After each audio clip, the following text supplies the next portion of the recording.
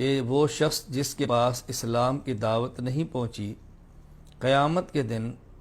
اس شخص کا انجام کیا ہوگا۔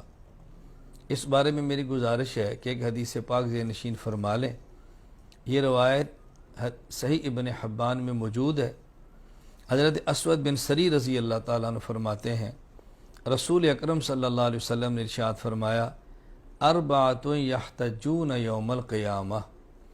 قیامت کے دن 4 قسم کے لوگ آئیں گے، گویا دلیل کے طور پہ ان کو پیش کیا جائے گا، دلیل کے لیے آئیں گے۔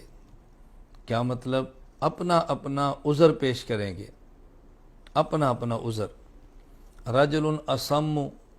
نمبر 1 بہرا شخص، ورجل احمق، نمبر 2 بیوقوف شخص، ورجل حرم، ایسا بوڑھا شخص کہ جس کی عقل کام نہ کرتی ہو، بہت زیادہ ضعیف، بڑھاپے کی وجہ سے عقل ختم ہو گئی ہو، ورجل مات فی الفطرہ، اور ایسا شخص کہ جس کو اسلام کی دعوت کسی ذریعے سے نہیں پہنچی۔ فَأَمَّا الْأَصَمُّ، بہرا شخص آئے گا اور عرض کرے گا، یا رب لقد جاء الاسلام وما اسمع شیئا، اسلام تو آیا تھا، میرے کان نہیں تھے، میں بہرا تھا تو میں سن نہیں سکا اسلام کی دعوت، تو میرا عذر ہے۔ وَأَمَّا الْأَحْمَقُ، اور پاگل اور بیوقوف شخص عرض کرے گا، رب قد جاء الاسلام، اے اللہ اسلام تو آیا تھا لیکن میں پاگل تھا اور میری حالت یہ تھی، وَالصِّبْيَانُ يَحْذِفُونَنِي بِالْبَعَرِ، کہ چھوٹے بچے مجھے اونٹ کی مینگنیاں مارتے، چھوٹے بچے اونٹ کی مینگنیاں مجھے مارتے تھے، بیوقوفی اور میری حماقت کی وجہ سے۔ وَأَمَّا الْحَرِمُ، اور وہ شخص جو اتنا بوڑھا ہو کہ بڑھاپے کی وجہ سے اس کی عقل نے کام چھوڑ دیا ہو، یہ کہے گا، رب لقد جاء الاسلام، اے اللہ آپ کا اسلام تو آیا، دین تو آیا، وما عاقل، لیکن بڑھاپے کی وجہ سے میری عقل نے کام چھوڑ دیا تھا، میں تو سمجھ نہیں سکا۔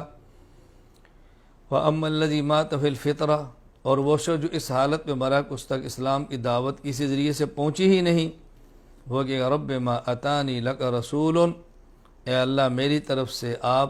طرف آپ کی طرف سے کوئی شخص پیغام لینے والا آئے نہیں، میرے پاس اسلام کی دعوت پہنچی ہی نہیں۔ یہ 4 لوگ ہوں گے جو اپنا اپنا عذر پیش کریں گے۔ فَيَأْخُذُ مَوَاسِيقَهُمْ لَيُطِيعُنَّهُ، اللہ تعالیٰ ان سے ایک بات فرمائیں گے، ان سے ایک عہد لے گا، ان کا امتحان لے گا کہ یہ اطاعت کریں۔ وہ امتحان کیا ہوگا؟ فَيُرْسِلُ إِلَيْهِمْ رَسُولًا، اللہ تعالیٰ ان کی طرف پیغام بھیجے گا اور حکم ہوگا، ادخلوا النار، جہنم میں داخل ہو جاؤ،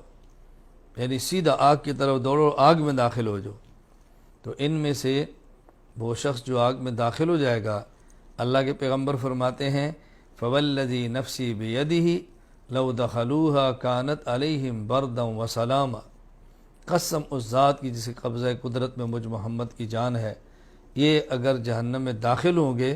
تو جہنم ان کے لیے ٹھنڈی اور سلامتی والی بن جائے گی، یہ جہنم کی آگ کو ٹھنڈا پائیں گے، اور ایسا ٹھنڈا نہیں کہ عذاب ہو، سلامتی والی پائیں گے۔ تو اس حدیث پاک سے اتنی بات تو سمجھ آتی ہے کہ قیامت کے دن اللہ تعالیٰ ایسے شخص کا عذر قبول فرمائیں گے اور جہنم کا عذاب نہیں دیں گے، باقی اس کو اللہ تعالیٰ پھر جنت میں بھیج دیں گے۔ اللہ تعالیٰ اس کے لیے کیا معاملہ فرمائیں گے اس حدیث میں تو مذکور نہیں ہے، لیکن بظاہر یہ سمجھ آتی ہے کہ جب ان کا عذر قبول ہو گیا اور ان پر ایک امتحان تھا، اس کے اندر یہ کامیاب ہو گئے، تو اللہ تعالیٰ اپنے کرم سے نجات عطا فرما دیں۔ یہ معاملہ اللہ کا ہے، میرا اور آپ کا نہیں ہے، لیکن اتنی بات سمجھ آئی کہ قیامت کے دن یہ عذر ایسے لوگوں کا قابل قبول ہوگا۔ اللہ تعالیٰ ہمیں بات سمجھنے کی توفیق عطا فرمائے، دین کی دعوت لوگوں تک پہنچانے کی توفیق عطا فرمائے، رسول اکرم صلی اللہ علیہ وسلم کا لایا ہوا دین امت کے ہر فرد تک پہنچانے کی توفیق عطا فرمائے۔ اس کے لیے ہمیں ہر